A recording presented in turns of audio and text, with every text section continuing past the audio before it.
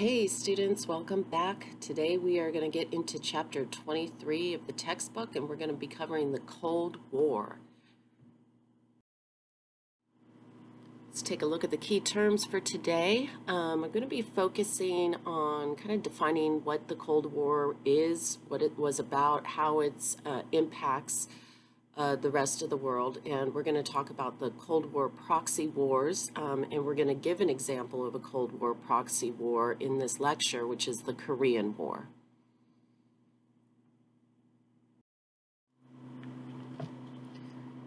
So in the wake of World War II, in these post-war years, the United States is going to emerge as a global superpower.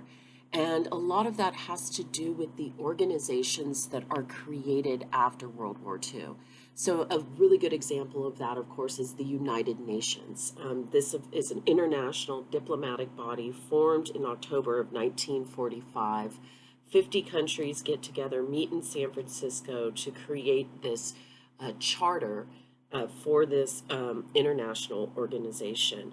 And along with it, there's a Declaration of Human Rights that's crafted, a lot of which was crafted by Eleanor Roosevelt, the former First Lady. And so this organization is still very much alive and well and has become even more powerful, actually, over time. But the U.S. is one of the main countries that is at the head of the UN, right? And of course, we have a location where the UN meets in New York City. But I'm going to focus on a lesser known thing that happens during the war years, but still has a major impact internationally. And that is when the World Bank and the IMF are created at the Bretton Woods Conference in July of 1944.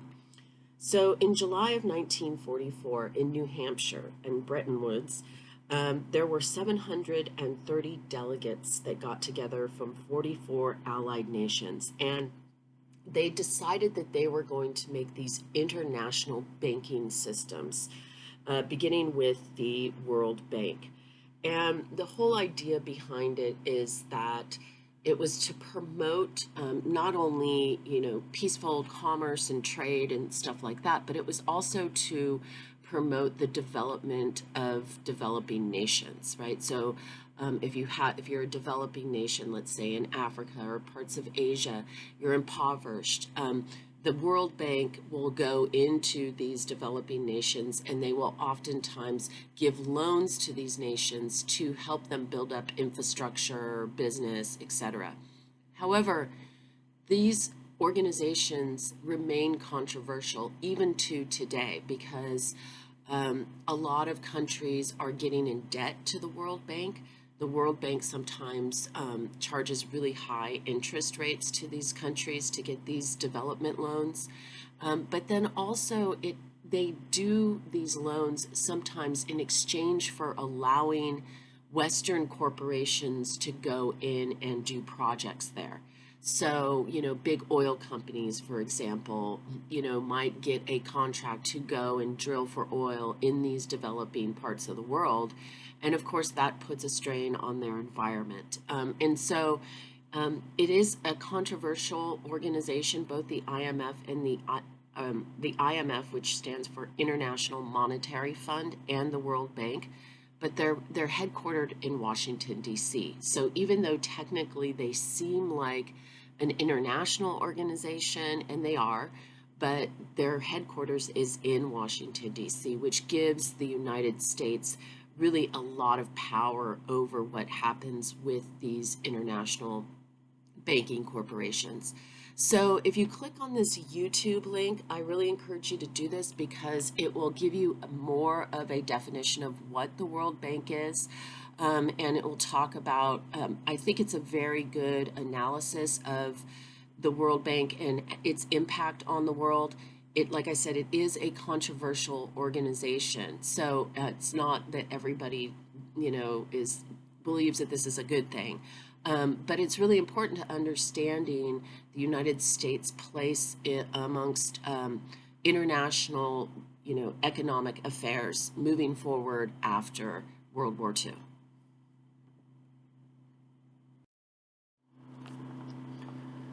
Okay, so now we're going to turn our attention to talking about the Cold War, and I'm going to really just focus right now on the definition. So the Cold War is this long-standing tension between the United States and the Soviet Union that happens after World War II. So if we were to put dates on the Cold War, we would begin it in 1946, the year after World War II ended, and then put the top date around 1989, which is the fall of the Berlin Wall, which is kind of like the symbolic, end of the Cold War. The Soviet Union actually doesn't collapse until 1991, but we can go ahead and put the top date at 1989 with the fall of the Berlin Wall. So what is it? Well, you have the United States, a global superpower, and the Soviet Union, who are kind of competing with each other for power on the world stage. And they were very suspicious of each other, and they built up strong militaries in the event that they ever went to war with each other. So it's basically this buildup of suspicion and distrust, and the fact that you also have weapons that are being developed by both of these countries and these massive arsenals, particularly of atomic weapons that get built up between these two countries. It created a lot of fear, because if these two countries ever went to war, the destruction that would happen would be enormous, right? Because you have these big weapons. You also need to realize that these two countries have very different economic systems, right? So, of course, in the United States, we've got free market capitalism is our primary economic system. In the Soviet Union, right, you have a closed economic system in which, the government essentially owns all essential services, and it's a communist type of economy. And those two things do not coexist well, because the United States wanted to have markets throughout the world, and if you were a communist country, you would not be open to allowing these free market investors to come and sell goods in your country. So there was a competing economic interest, and I want you to realize that that is one of the biggest things that the United States was opposed to, was the fact that once countries went communist, then the U.S. no longer had access to their markets. So even though in this long span of the Cold War, the Soviet Union and the United States never actually go to war with each other, what they do is they carry out a series of proxy wars in which the United States or the Soviet Union are backing armies in other countries carrying out these wars. And for the United States, it was all about containing communism so that communism would not spread throughout the world. So I'm going to talk more on that when I talk about the policy of containment. But if you click on this YouTube link, it's an interesting, it's shows a timeline of the development and the testing of atomic weapons. And you'll see like throughout the world where atomic weapons have been tested, what countries have tested atomic weapons, and you'll notice how many atomic weapons tests there were, particularly throughout this Cold War period. So it's pretty interesting. There's no narration or anything to it, it's just music, but it is sort of an interesting visual on how big, atomic weapons really were, particularly during the Cold War era.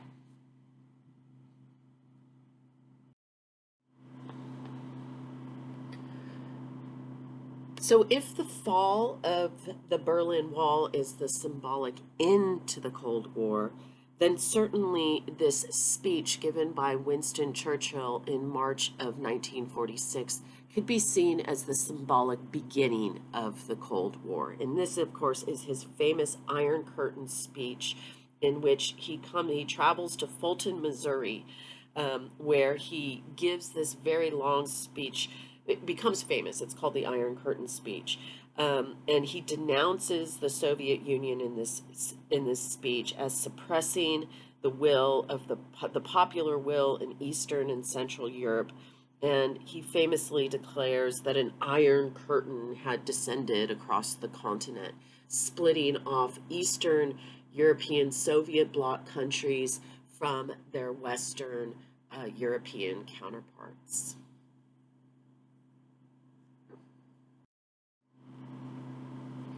Okay, so we're not going to focus on talking about the policy of containment, and this is really essential in understanding the philosophical underpinnings of the Cold War.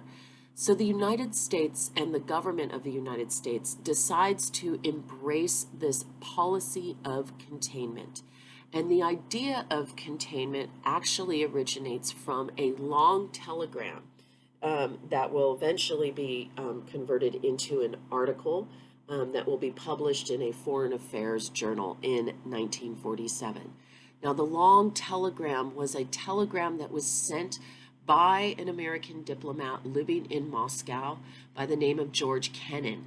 And in this long telegram, which he signed anonymously with an X, that's why it's called the X article, is he talks and he warns about how the Soviet Union has intentions of trying to expand its sphere of influence throughout Europe, throughout Asia, wherever it can, South America, wherever it can, establish itself, it will. And so his telegram is like a warning, and he says in this telegram that the solution to the spread of communism is for the United States to enact this policy of containment, which essentially just means that the United States would try to stop communism from spreading anywhere in the world, even if it was just a small, tiny country, let's say like Vietnam, right, where communist forces wanted to take over the entire country, and the United States sends in a military force to try to stop that. So the idea of containment has very large implications for the United States moving forward, because once you adopt this policy of containment, then you are now obligated really to go about the world policing the spread of communism. Also in the article, he talks about leftist movements. He warns against sort of infiltration of communist ideas in American society, and he proposes that those should also be contained. So this, of course, is also going to lead to a Red Scare throughout the United States, where people are going to be accused of being communists or having communist leanings. People are going to be brought in front of congressional committees and, interrogated. So this has lasting implications. So the policy of containment, as I mentioned, philosophical underpinning for the Cold War. And it's important because it leads to all of the proxy wars that the United States gets involved in as a result of this Cold War. It leads to the CIA going out and carrying on covert missions that also include assassinations of leaders throughout the world. So because the United States is embracing this policy of containment, they are taking a side, and because of that, they are going to make enemies. And so what I like to remind people when we get to this point in the course is really up to World War II, the United States really didn't have any major enemies throughout the world, right? The United States had remained a relatively neutral country and was seen as a leader in democracy and kind of, forward-thinking, political thinking. But after World War II, that changes, and certain countries and certain areas of the world start to view the United States differently. And a lot of that has to do with the fact that we were carrying on these missions solely based on this idea of the policy of containment of communism.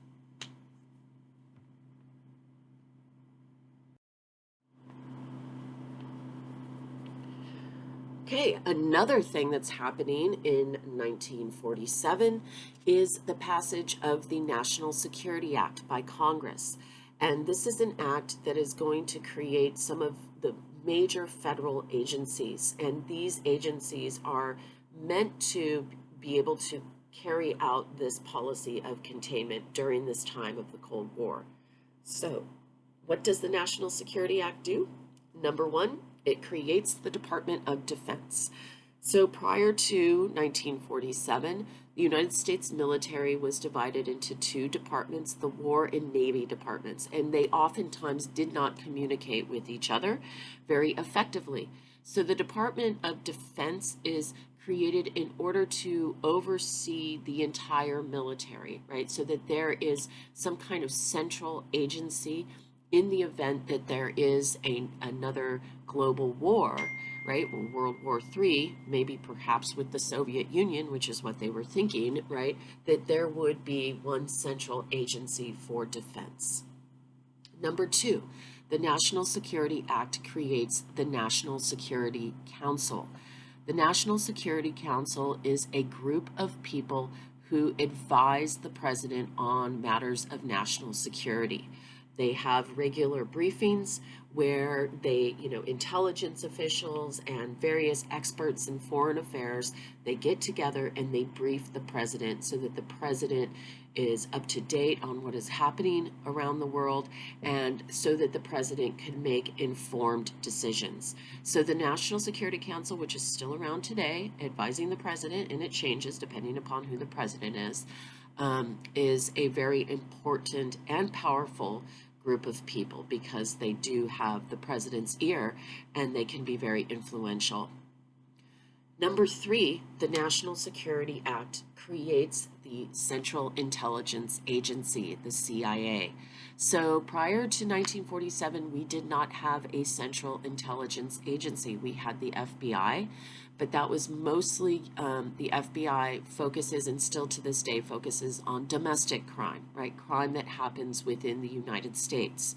The CIA, on the other hand, is a central intelligence agency focusing on espionage activities abroad, right? So originally the CIA was really created to make spies that would go and infiltrate the Soviet Union, right? Of course, the CIA also, during the Cold War, carries out multiple covert missions and was given the power to do that, including assassinations, as I've already mentioned, of major leaders. So the CIA is created as a result of the National Security Act. So the whole point of all of these agencies, at least initially when they were created, was to carry out the efforts of the Cold War and to carry out the containment policy abroad.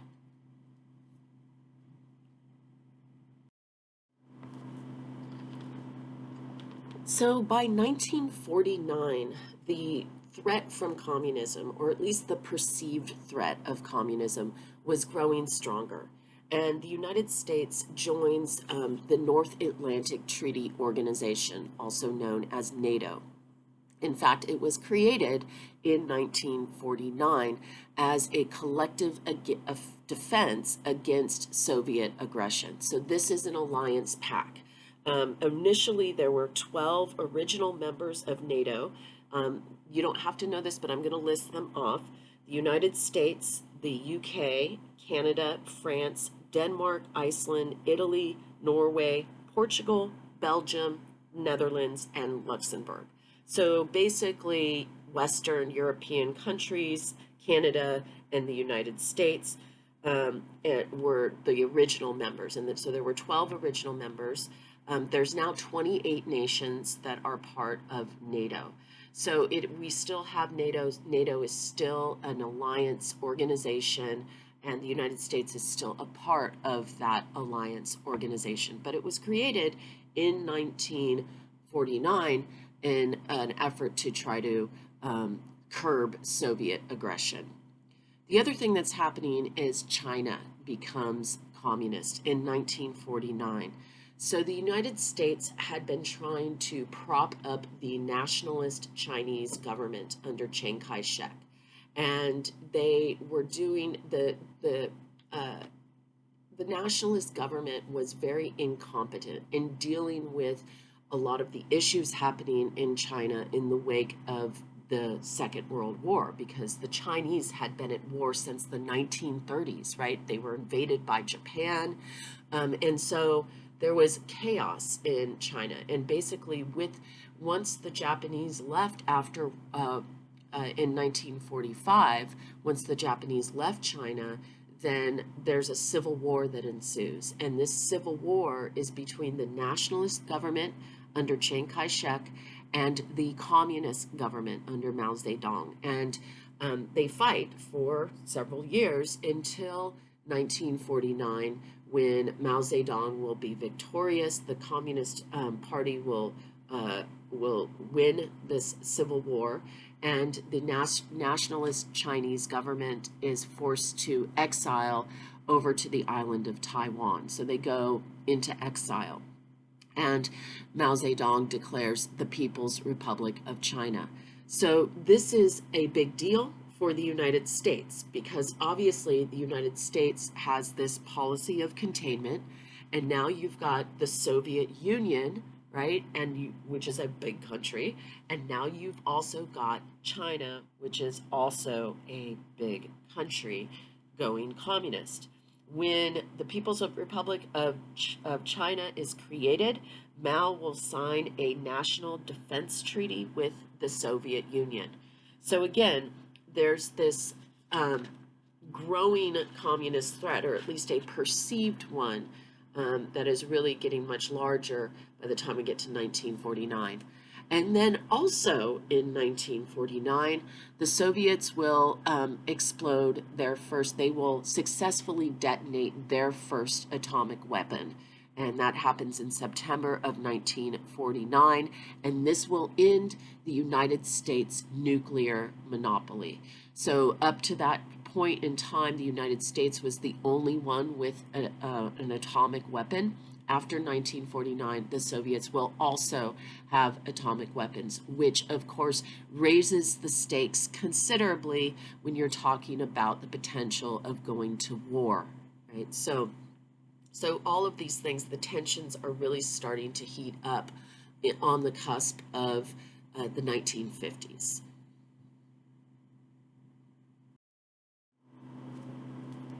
So if we look at this map shows us all of the countries there in green were either original NATO members or will become NATO members. And then the countries that you see there in pink, those are countries that are going to be part of something called the Warsaw Pact. So these countries here, the Warsaw Pact is created kind of in response, really, in many ways, to the NATO alliance. The Warsaw Pact is created in 1955. And again, these are countries that are allying themselves together in the event that there is a military conflict. So these are alliance systems, not unlike the alliance systems that we saw prior to World War I, right, where they're pledging to back each other up in the event of a military conflict. And you'll notice that some of these other countries became NATO countries later. Greece in 1952, Turkey in 1952, Spain not until 1982, right? So, but, and then the other thing that you'll see here on this map is the division of Berlin. So Berlin, Germany is here, located in East Germany. And Germany was divided after World War II between this Eastern Soviet bloc and the Western part of Germany. And Berlin is the capital, so they actually divided up Berlin as well. So you have half of Berlin being occupied by Allied powers like the British and the French and the Americans, as you can see, and you can see the codes right here, the American and the British and the French zones here in the city of Berlin, and then over here in East Berlin is the Soviet sphere of influence. And then in 1961, they built a wall dividing these two sides. So the Berlin Wall, when it falls in 1989, and it falls after these massive protests, right, where people are going out and they decide to literally dismantle the wall with pickaxes and whatnot. So, but that becomes, like I said, the symbolic end of the Cold War. But in the meantime, right, you've got this very contentious situation here where you have a city that's divided between Eastern Soviet-style government and then the Western, democratic institutions. And so that causes a lot of tension. There's been lots of movies made about, people trying to escape out of East Berlin and all kinds of inventive ways in which people, did that. But this wall really does become a symbol of this Cold War tension.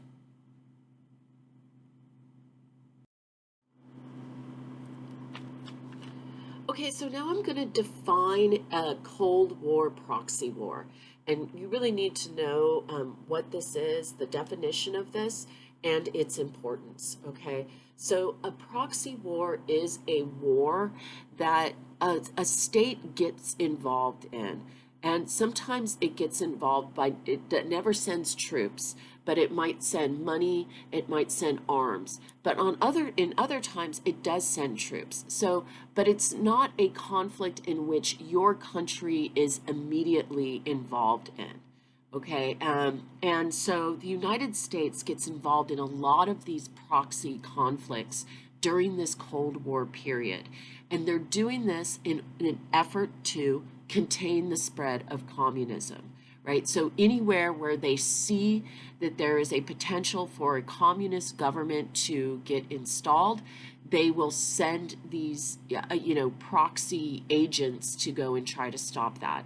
And as I said, sometimes it's not troops, but in some cases it is, like in Korea and Vietnam. But it can just be weapons, it can be any kind of aid to an insurgency force in that country, okay? So, classic examples of Cold War proxy wars are the Korean War and the Vietnam War. The Soviet-Afghan War was also a proxy war. So the Soviets were going into Afghanistan and fighting this very long war there. And the Mujahideen, who was the Afghani fighters who were fighting back the Soviet expansion into their country, were being funded and armed by the United States. So it's kind of ironic that later on the Mujahideen ends up, aligning itself with the Taliban and terrorist organizations within the Afghanistan, and the United States ends up going and fighting some of them against their own weapons that were supplied during this Soviet-Afghan conflict. So the whole point is, the United States is getting involved in these conflicts in which it is not directly involved in any other way except for trying to stop the spread of communism.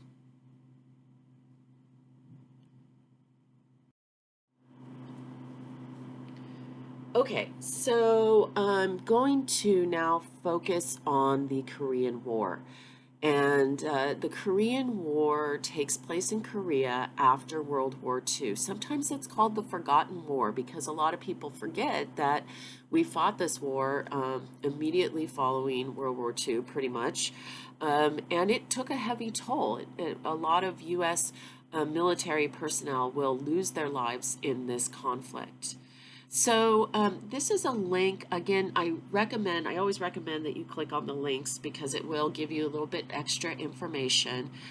This particular link tells you the history of the division of North and South Korea. So that happens after World War II. So this is a map, obviously, of Asia, and this is where Korea is on the map. And you can see that on this map it is divided. So Korea had been occupied by the Japanese since the early 20th century. And it had really been, when the Japanese leave Korea after World War II, there is this real sort of power vacuum that develops. And because the Soviet Union and the United States were part of fighting Nazi forces in World War II, the Soviets make these agreements with the United States to try to have a certain amount of influence in certain areas. And Korea was one of those places. And so they put in place in Korea a leader that was very well known in the Soviet Union, and he was a man by the name of Kim Il-sung. Kim Il-sung had actually fought with the Soviets in World War II, and he was a well-respected military leader. So that's why he was chosen as the leader for North Korea when this agreement to divide the country between North and South was made after World War II. In the south of Korea, there was a U.S. Educated Korean man by the name of Syngman Rhee, and he will take leadership of South Korea. So that is, and again, you'll get more information from this video in terms of all of the details of how those decisions were made.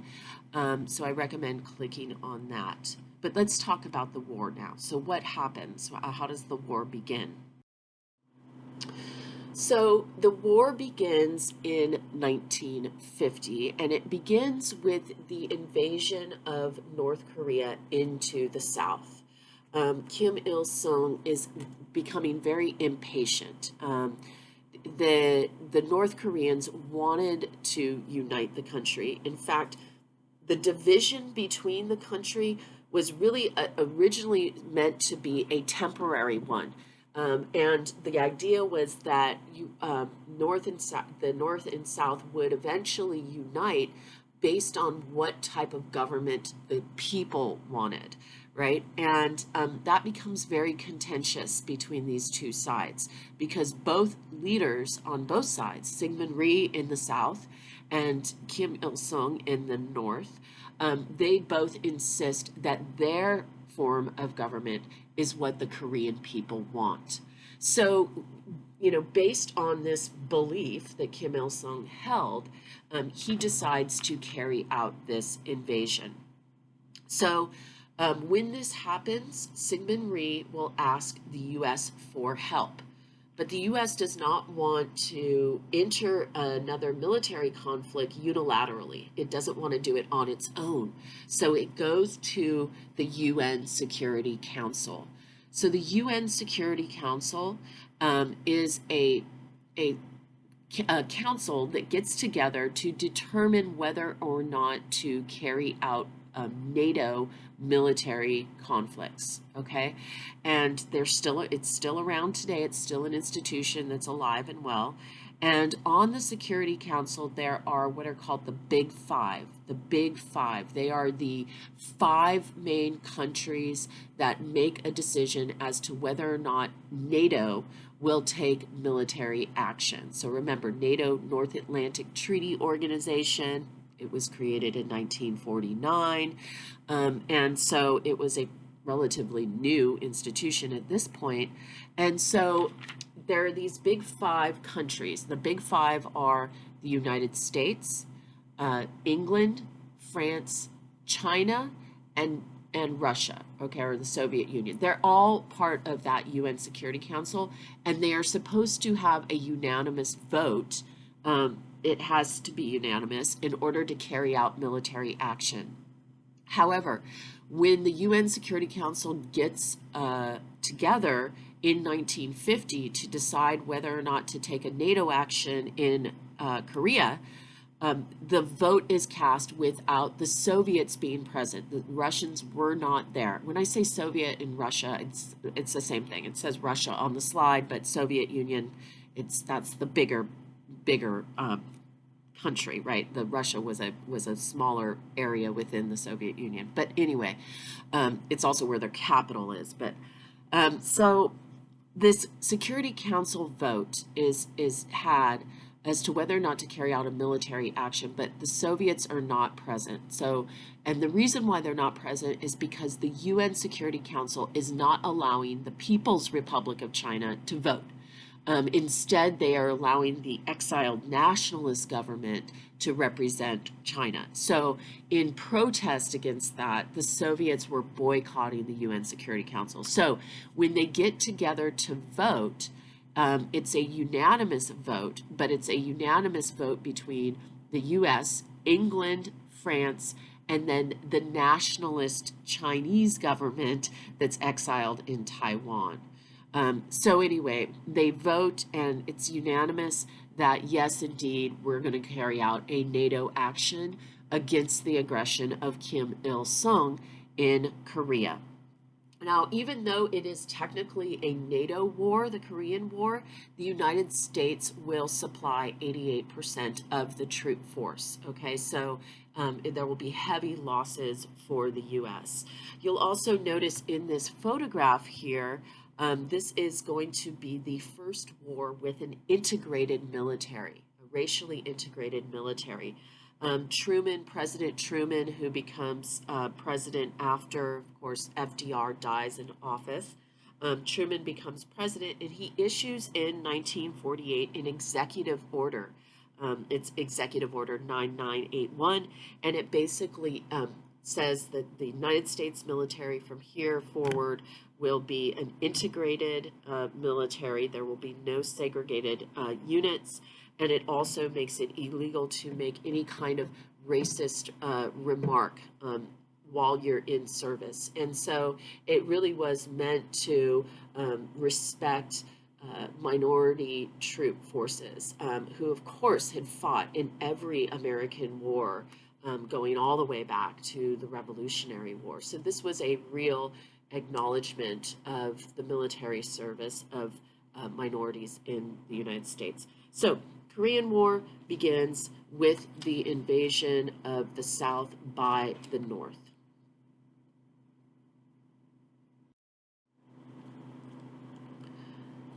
Okay, it happens fast, and Kim Il-sung and his North Korean forces will very rapidly take almost the entire Korean peninsula. Within 3 months, North Korean troops had basically reached the tip of the peninsula. And MacArthur, who is the general who is put in charge of the NATO forces in Korea, proposes that the U.S. is going to have to do some kind of strategy militarily because there was no way they could push back the Korean forces at that point. So it was decided that there would be an aquatic landing. It's kind of similar to D-Day, but scaled down significantly behind enemy lines. And that would then allow for U.S. troops to move in and take the capital of South Korea, which is Seoul. So this invasion force is planned, and when that happens, the U.S. doesn't. It's a successful invasion, but the decision is made to continue the troop force on into North Korea, and so at that point, the war kind of becomes convoluted because the question is, were we there to contain communism? In other words, once we pushed the North Korean forces back up to the 38th parallel, where the border between North and South is, at that point, we've already contained the communism. But the decision was made by the generals to move on into North Korea. And that's when Chinese forces will get involved. Because as U.S. forces get very close to the Chinese border, the Chinese are going to send a massive troop force down into North Korea to try to repel back the American forces. And this is where there's going to be a lot of fighting, a lot of hardship. North Korea is very mountainous, and it was winter when the troops get stuck in this region. And it was very brutal. So that's where a lot of the loss of life is going to take place. So I'm going to show you a map now, and that will help you visualize a lot of what I just said. Okay, so this map tells us a whole lot. So the war begins, right, 1950 with North Korea, and here's Pyongyang, with North Korea invading South Korea. And then the troops move on and they get this far. So they have gotten all the way down to this point. And the American forces and the NATO forces are gathering here at Pusan, but they realize that there's no way they're going to be able to push through this, right? So the idea is, let's go and do an aquatic landing here at Incheon, which is very close to the capital of South Korea, Seoul, right? Let's go ahead and carry out this aquatic invasion force, which they do in September, as you can see, of 1950. It's successful. So they're able then to push the North Korean forces back, right? But like I said, the decision is then made for the NATO troops to move into North Korea. And at that point, that's when the Chinese will get involved. So there's going to be this back and forth fighting. You can see that this is the farthest Chinese advance, and by the time we get to January of 1951. So all of this is happening very rapidly. But basically between 1951 and 1953, when the armistice is agreed upon, there is a stalemate, meaning just kind of a fighting back and forth in this region. And this war also involved, for the first time, jet fighters, jet bombers. So you have these P-51s who are jet fighters who are, racing around the Korean peninsula, dropping bombs, many of them being dropped on civilian population. So it was very devastating for the Korean people, this war.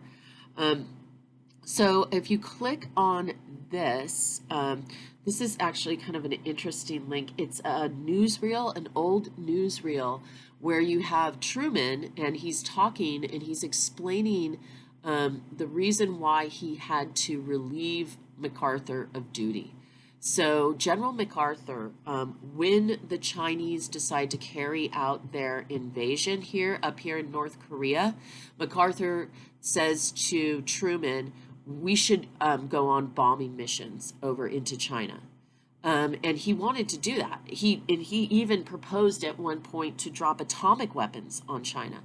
Now, it's so important that this never happened, because had that actually happened, then the Soviet Union, who had a mutual defense agreement with the Chinese at this time, would have then gotten involved in this war. And it would have basically escalated up to the point of World War III, because then at that point, the Soviet Union and the Americans would be fighting each other. So it's very good that Truman decided not to carry out MacArthur's plan. MacArthur was actually relieved of duty and replaced by General Van Fleet. But anyway, so this explains that scenario here on this link.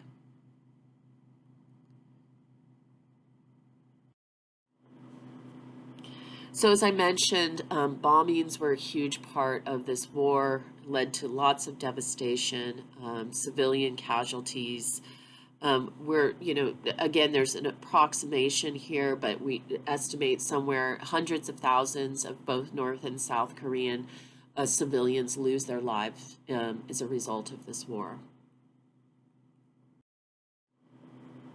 Lots of displacement of people during this war as well, as people trying to, escape areas of conflict. Okay, so I mentioned MacArthur. He gets relieved of duty by Truman because he has this idea that the Chinese need to be bombed. And the other thing is, again, it goes back to this idea of what was the Korean War about? Was it about containing communism? Well, ultimately, that's what it leads to, right? Because the armistice will reinforce the border at the 38th parallel. But it was questionable, because why then was the United States going into North Korea if its only job was then to contain communism? So, so this then does become an issue. But So Truman is having to deal with a war which is increasingly becoming very unpopular with the American people, especially after 1951 when it just devolves into this stalemate, basically back and forth with American or NATO forces fighting both North Korean troops and Chinese troops. So as I mentioned, from 1951 to 1953, not a whole lot of progress. They could not agree upon a peace settlement, but eventually in July of 1953, an armistice was signed.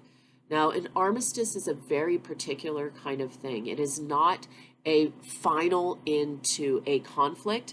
It simply means that you're putting down your weapons and you're choosing to walk away and not fight each other. But that does not mean that you will not pick those weapons up at any time and resume conflict. So technically, North and South Korea are still technically at war.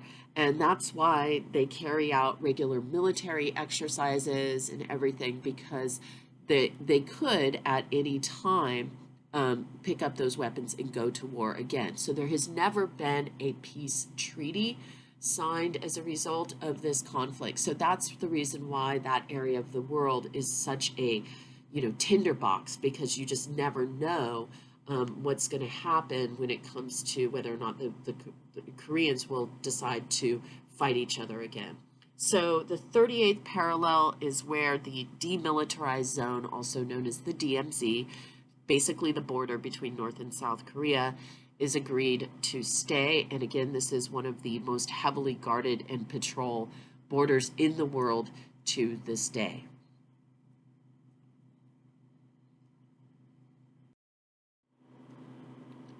There were massive death tolls in the Korean War. As you can see, 36,516 Americans lose their life in this war. And again, we're talking about hundreds of thousands of Koreans and also Chinese who did send these massive troop forces down into North Korea and fought for the duration of the war. So very large death toll. Again, this is our first major proxy war that the United States will get involved in an effort to contain communism. Later, of course, we will talk about the Vietnam War, which was also another Cold War proxy war. That's it for today. Have a good one, guys.